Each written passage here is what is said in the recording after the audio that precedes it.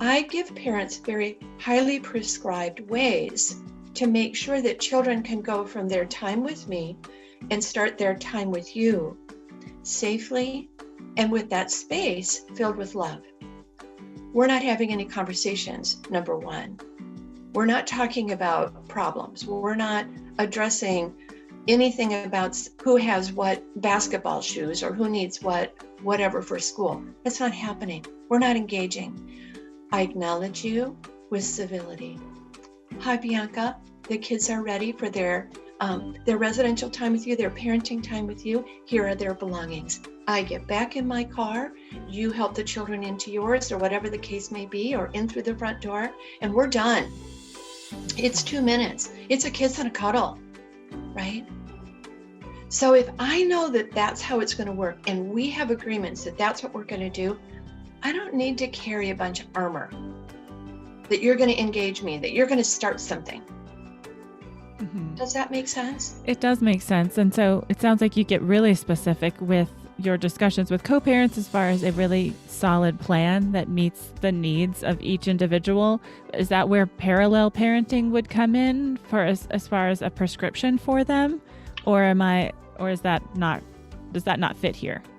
That's 100%. No, you're tracking completely. So think of parallel parenting. I always say parallel co-parenting because, by the way, if we're going to raise a child together, I don't care how well we do that or not, we're co-parenting.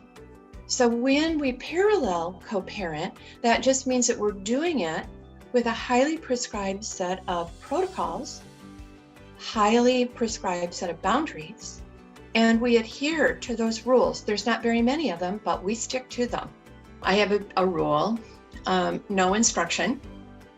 The last person that a parent is going to accept parenting instruction from typically is their co-parent. Now they'll take all kinds of parenting instruction from me. It's just amazing. I might say exactly the same thing. They just don't want it from a co-parent. So I just tell them, heads up, look, just don't, because all it is aggravating. So no instruction. So I say, don't be instructive, be constructive. The thing is, co-parenting is for the rest of your life. You get to get rid of your spouse. You get to cancel. Boom, done. No longer married. You're out of my life as a spouse. You don't get to say that about your child's other parent, ever.